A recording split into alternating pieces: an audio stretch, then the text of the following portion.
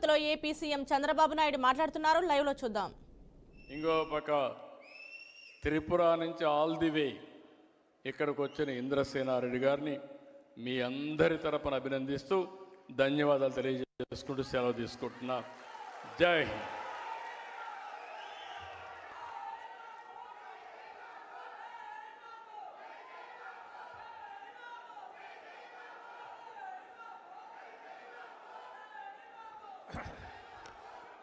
మాన్యులు పెద్దలు, భారత మాజీ ఉపరాష్ట్రపతి, తెలుగుతనానికి నిలువెత్తు నిదర్శనం, అలుపెరుగని గళం శ్రీ వెంకయ్యనాయుడు గారిని ప్రసంగించవలసిందే కోరుతున్నాను.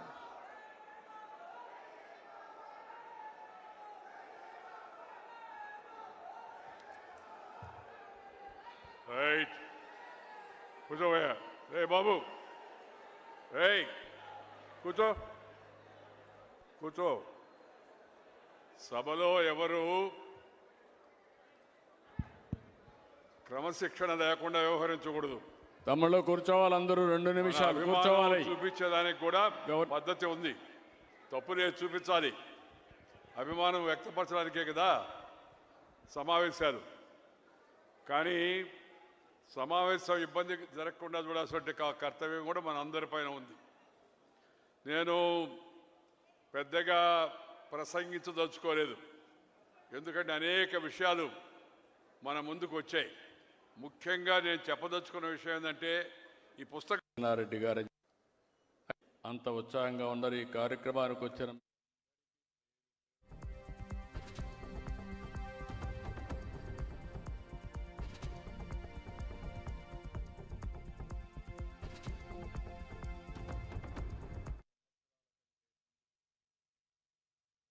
సజీవ చరిత్ర 1984 ప్రజాస్వామ్య పరిరక్షణ ఉద్యమం. వేదిక పైన వాళ్ళు మాట్లాడుతూ ఉంటే ఈ పుస్తకాన్ని చూసిన తర్వాత నా జ్ఞాపకాలన్నీ 40 సంవత్సరాలు వెనక్కెళ్ళాయి. ఆ జ్ఞాపకాలు నెమరు వేసుకునే అవకాశం కల్పించిన మిత్రులకి మనస్ఫూర్తిగా అభినందనలు, శుభాభినందనలు. చరిత్రలో చాలా సంఘటనలు జరుగుతాయి, ఎన్నో వాస్తవాలు ఉంటాయి. వాటిని మనకు చెప్పేది, భవిష్యత్ తరాలకు అందజేసేది పుస్తకాలే. రాష్ట్ర రాజకీయాల్లోనే కాదు, దేశ రాజకీయాల్లో కూడా 83 ఒక సంచలనం. ఒక ప్రాంతీయ పార్టీగా పుట్టి ఒక అరుదైన ముద్ర వేసుకున్న వ్యక్తి, చరిత్ర సృష్టించిన వ్యక్తి, యుగ పురుషుడు నందమూరి తారక రామారావు గారని చెప్పి నేను మీకు తెలియజేస్తున్నా. ఈరోజు మనందరం కూడా సజీవ చరిత్ర, అందులో జరిగిన ప్రజాస్వామ్య పరిరక్షణ ఉద్యమం కూడా ఎప్పటికీ సజీవంగా ఉంటుంది. నాడు జరిగింది కేవలం చరిత్ర కాదు, ప్రజాస్వామ్యంలో వర్తమానానికి భవిష్యత్తుకి ఒక సందేశం. ఇప్పుడే చాలామంది మాట్లాడారు. ఆ రోజులు ఒకసారి జ్ఞాపకం చేసుకుంటే ఎన్టీ రామారావు గారు పార్టీ పెట్టడమే ఒక ప్రభంజనం అయితే, తర్వాత ఆయన ఎక్కడికి పోతే అక్కడ రాత్రింబగళ్ళు వెయిట్ చేసి మంగళారతులిచ్చి ఆయనకు స్వాగతం పలికారు. రాత్రింబగళ్ళు పడిగాపులు కాసిన పరిస్థితి. తెలుగు పౌరుషం, తెలుగువారి ఆత్మగౌరవ నినాదాలతో ప్రజలందరూ కోరుకున్నట్లే 83లో బ్రహ్మాండమైన మెజారిటీ, ఒక సునామీ సృష్టించారు. 3.5 దశాబ్దాల పాటు పరిపాలించిన కాంగ్రెస్ పార్టీని ఎక్కడికక్కడ పెద్ద ఎత్తున ఓడించారు. ప్రజలందరూ కూడా ఏకపక్షంగా నిలబడ్డారు. అయితే ఓసారి కాంగ్రెస్ పార్టీ చరిత్రలు కూడా మనం చూసుకుంటే, నాటి కాంగ్రెస్ నాయకులు, ఢిల్లీ పెద్దలంతా కూడా చాలా కుట్రలు చేశారు. అలాంటి కుట్రలో భాగమే 83 ఆగస్టు అని చెప్పి కూడా మీకు తెలియజేస్తున్నా. 20 నెలలే అయింది. ఇప్పుడే మిత్రులందరూ మాట్లాడారు. ఆయన ఆ రోజు మనం ఒకసారి గుర్తుపెట్టుకుంటే హార్ట్ ఆపరేషన్ రావడం, అప్పుడు ఇండియాలో మంచి వైద్యులు కూడా లేకుండా పోవడం, అందుకే అమెరికాకి వెళ్ళి అక్కడ ఆపరేషన్ చేసుకొని తిరిగి వచ్చారు. తిరిగి వచ్చి మనం అందరం ఆనందంలో ఉంటే ఆ రోజే కుట్రకు తెరదీశారు. అయితే ఆ రోజు నాకు బాగా జ్ఞాపకం, ఇప్పుడు చాలామంది గుర్తు చేశారు. ఇంద్రసేనారెడ్డి గారు కూడా గుర్తు చేశారు. అదే మరి బుచ్చయ్య చౌదరి గారు కూడా చెప్పారు. అక్కడ వచ్చిన సమాచారం అంతా చూసిన తర్వాత నాకు ఒక అనుమానం వచ్చి, ఏదో కుట్ర జరుగుతూ ఉంది, దీన్ని తిప్పి కొట్టాలంటే ఎమ్మెల్యేలు మెజారిటీ ఉంటే తప్ప సాధ్యం కాదని రాత్రికి రాత్రే మొత్తం 161 మంది ఎమ్మెల్యేలని ఆ రోజు రామకృష్ణ స్టూడియోస్లో ముషిరాబాద్కి చేర్చాం.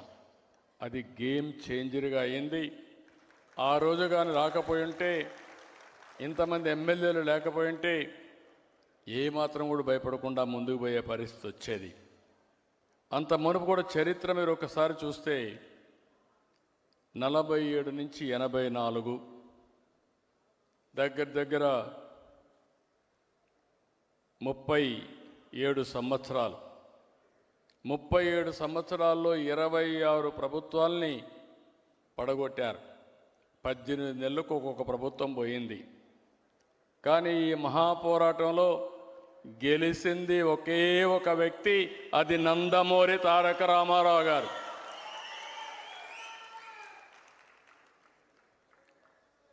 దానికి కారణం 203 సీట్లతో గెలిపించారు. ఈరోజు మనం ఒకసారి చూస్తే ఆయనకు జరిగిన అన్యాయం ఒక పక్కనైతే, ప్రజాస్వామ్యానికి జరిగినటువంటి ద్రోహం కింద ప్రజలందరూ సంఘటితమయ్యారు. ఇప్పుడే ఇంద్రసేనారెడ్డి గారు చెప్పారు, అప్పట్లో ఇంద్రసేనారెడ్డి చాలా పౌరుషంగా ఉండేవాడు, హైదరాబాద్లో ఉండేవాడు. ఆయన నేరుగా వచ్చి అంటే మన స్టూడియోకి వచ్చి అక్కడి నుంచి ఇప్పుడు కూడా గుర్తు చేశారు, ఎమ్మెల్యే క్వార్టర్స్ పోతే వీళ్ళందరి మీద దాడి చేశారు. అక్కడి నుంచి నేరుగా ఎమ్మెల్యే క్వార్టర్స్కి అందరినీ తీసుకురావడంలో ప్రముఖ పాత్ర వహించిన వ్యక్తి ఇంద్రసేనారెడ్డి గారు అని చెప్పి నేను మీకు తెలియజేస్తున్న 30 రోజులు కూడా.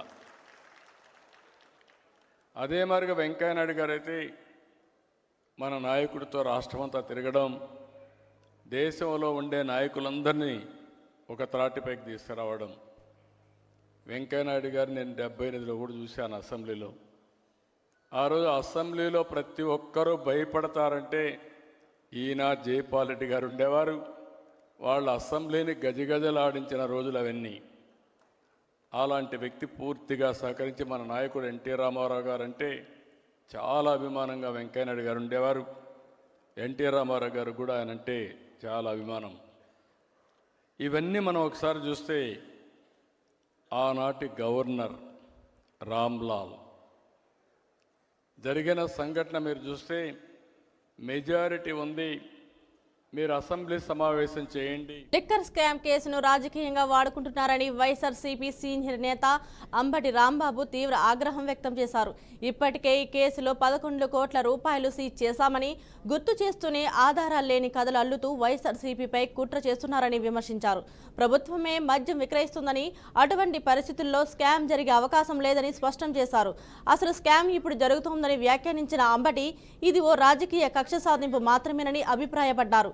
చంద్రబాబు ఆక్రోశంతో తెలివిని కోల్పోయారన్నారు. ప్రతిపక్షాన్ని భయపెట్టి అణిచివేయాలన్న కుట్ర జరుగుతోందని ఆరోపించారు. అసెంబ్లీకి రా అంటూ చంద్రబాబుకు సవాల్ విసిరాలన్నారు. ఏడ్చి పారిపోయిన చంద్రబాబు ఇప్పుడు దమ్ము గురించి మాట్లాడుతున్నారని వ్యాఖ్యానించారు. సందర్భం ఉంది కదా, నువ్వు మళ్ళీ మమ్మల్ని సవాల్ చేస్తున్నావు. ఇలాంటి పనికిమాలిన సవాళ్ళు, ఇలాంటి పనికిమాలిన కేసులు పెట్టి వైఎస్ఆర్ కాంగ్రెస్ పార్టీని అణచాలని ప్రయత్నం చేయటం చాలా దురదృష్టకరమైనటువంటి పరిణామం. ముఖ్యంగా చెవిరెడ్డి భాస్కర్ రెడ్డి గారి మీద వ్యక్తిత్వంగా ఆయన హననం చేయాలనేటువంటి ఒక దుర్బుద్ధితో ఆయన మీద మీరు ఈ కేసులు పెట్టి వెంటాడుతూ ఉన్నారు. దీని ఉసురు మీకు కొడుతుందని కూడా ఈ సందర్భంగా నేను చెప్పదలుచుకున్నాను.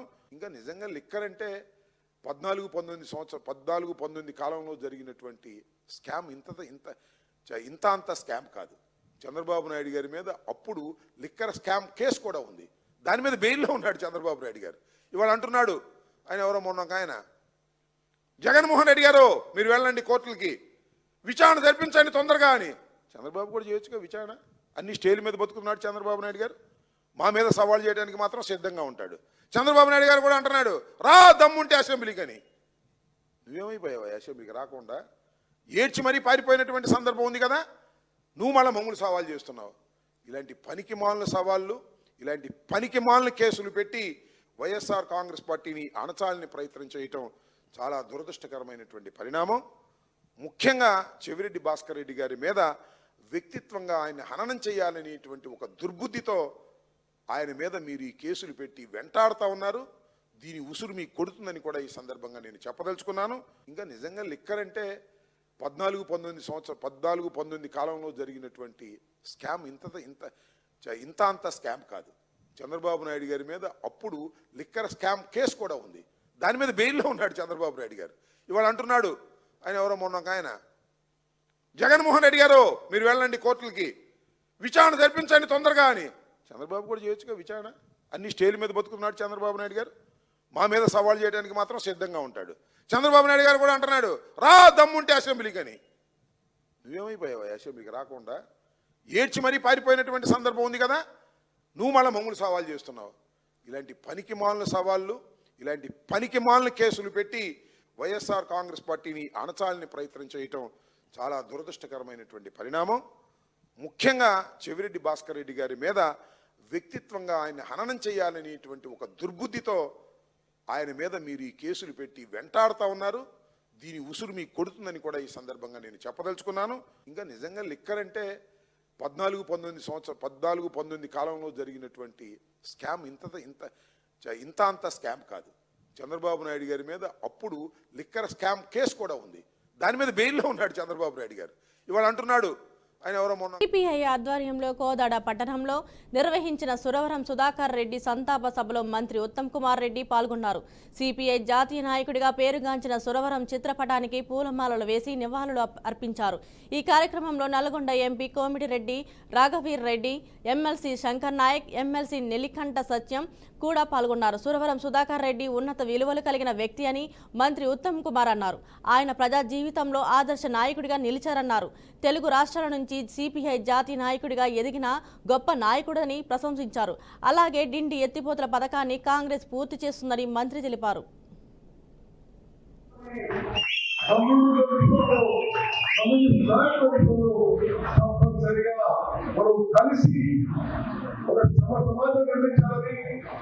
నిరుపేదలకి, రైతులకి, మహిళలకి న్యాయం చేసే విధంగా ముందుకు పోవాలని మీరు లేవనెత్తిన అంశాలని మీ ఉత్తమంగా తప్పనిసరిగా పరిష్కారం చేస్తూ ప్రయత్నం చేస్తారని మనం చేస్తూ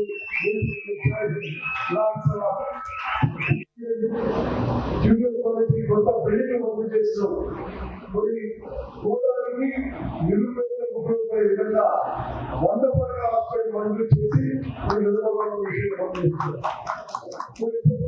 చాలా బాగున్నాయి. ఎగ్జాంపుల్ గా ఉన్నటువంటి అదేవిధంగా ఈ రాష్ట్ర సివిల్ సప్లైస్ సభ్యుగా నేను విషయం చెప్పాల్సిన అవసరం ఉంది.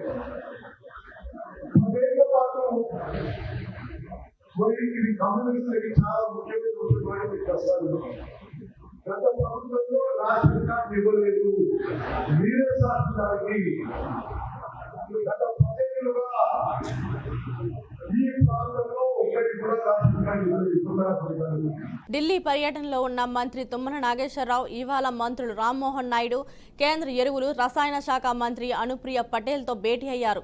రామ్మోహన్ నాయుడుతో సమావేశం సందర్భంగా కొత్తగూడెంలో గ్రీన్ఫీల్డ్ విమానాశ్రయం ఏర్పాటుపై చర్చించారు. అనుప్రియ పటేల్తో భేటీ సందర్భంగా రాష్ట్రంలో నెలకొన్న యూరియా కొరత సమస్యను వివరించారు. ఖరీఫ్ సీజన్కు 2 లక్షల మెట్రిక్ టన్నుల యూరియా సరఫరా చేయాలని విజ్ఞప్తి చేశారు. వీలైనంత త్వరగా రాష్ట్రానికి అవసరమైన యూరియాను సరఫరా చేస్తామని ఈ సందర్భంగా కేంద్ర మంత్రి అనుప్రియ పటేల్ హామీ ఇచ్చారు.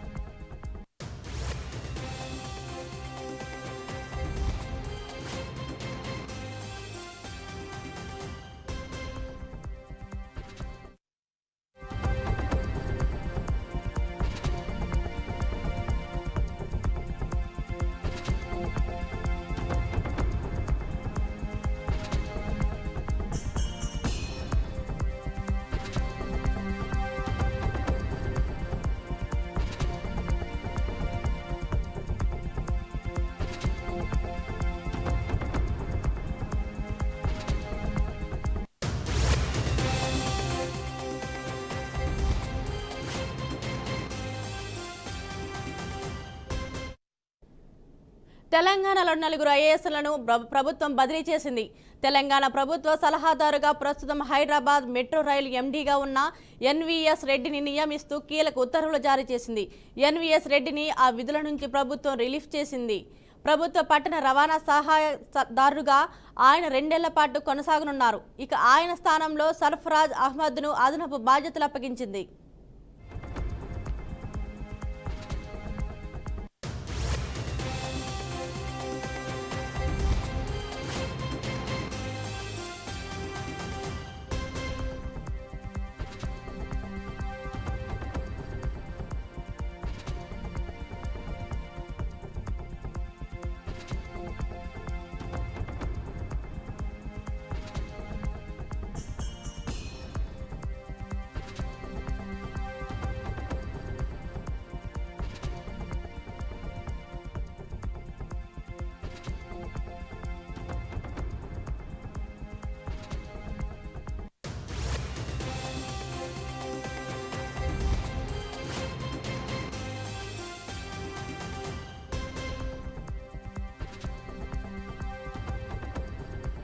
తెలంగాణలో 4 ఐఏఎస్లను ప్రభుత్వం బదిలీలు చేసింది.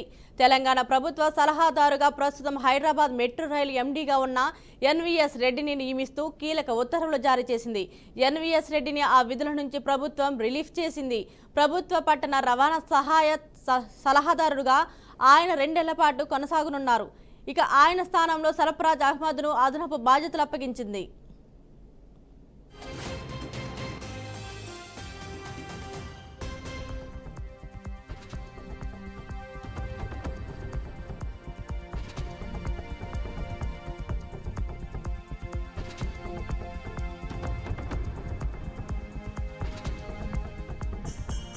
రంగారెడ్డి జిల్లా నార్సింగి ప్రాంతంలో ఘర్షణ వాతావరణం నెలకొంది.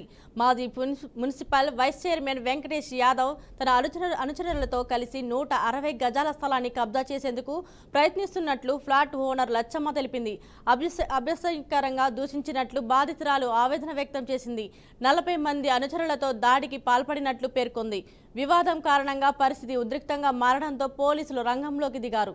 బాధితురాలు ఇచ్చిన ఫిర్యాదు మేరకు కేసు నమోదు చేసి దర్యాప్తు ప్రారంభించారు.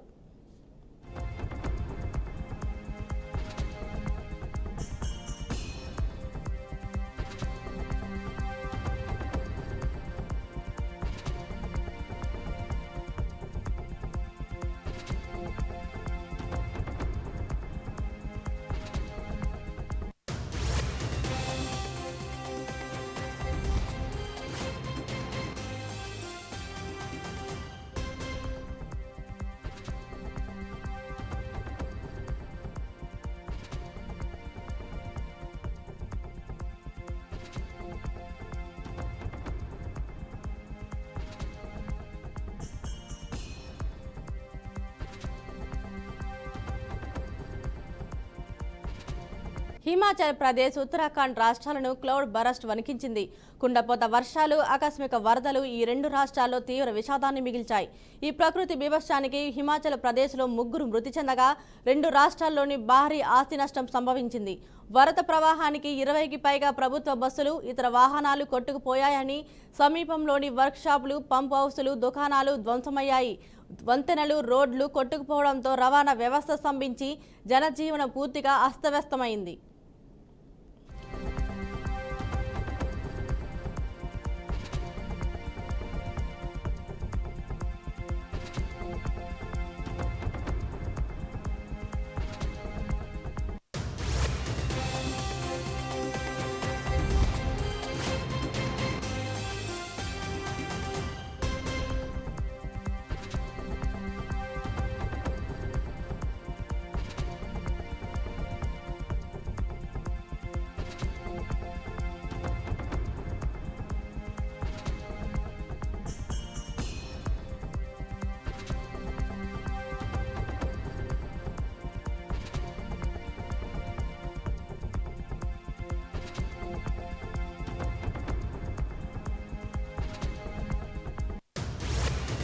పెద్దపల్లి జిల్లా మాజీ ఎమ్మెల్యే పుట్ట మధుకర్ ఇంటి ముందు కాంగ్రెస్ పార్టీ నేతలు నిరసన చేపట్టారు. ఇటీవల పెంచికల్పేట గ్రామంలో జరిగిన అంబేద్కర్ విగ్రహ ఆవిష్కరణలో పుట్ట మధుకర్ అనుచిత వ్యాఖ్యలు చేశారు. మధుకర్ చేసిన వ్యాఖ్యలు దివంగత నేత దుద్దిళ్ల శ్రీపాదరావు ప్రతిష్టకు హాని చేస్తాయని కాంగ్రెస్ నేతలు ఆగ్రహం వ్యక్తం చేశారు. దాదాపు 2 గంటల నిరసనలో కొంత ఉద్రిక్తత కలిగింది. పుట్ట మధుకర్ సతీమణి పుట్ట శైలజ ఈ ఆందోళనలపై అసహనం వ్యక్తం చేశారు. తమ ఇంటి ముందు జరిగిన ఆందోళనలకు పోలీసులు సహకరించడం ప్రజాస్వామ్యానికి వ్యతిరేకమని అన్నారు.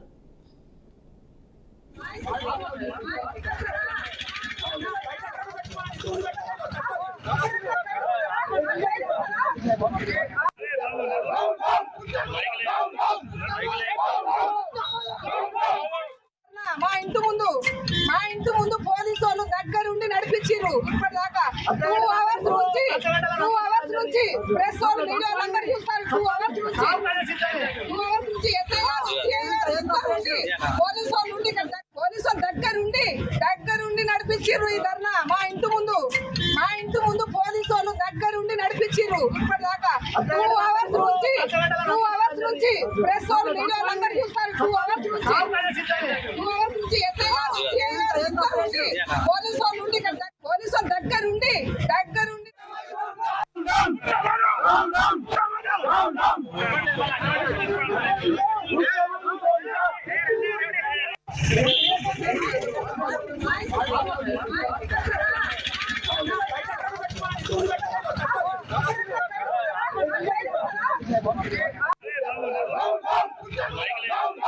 Regulate.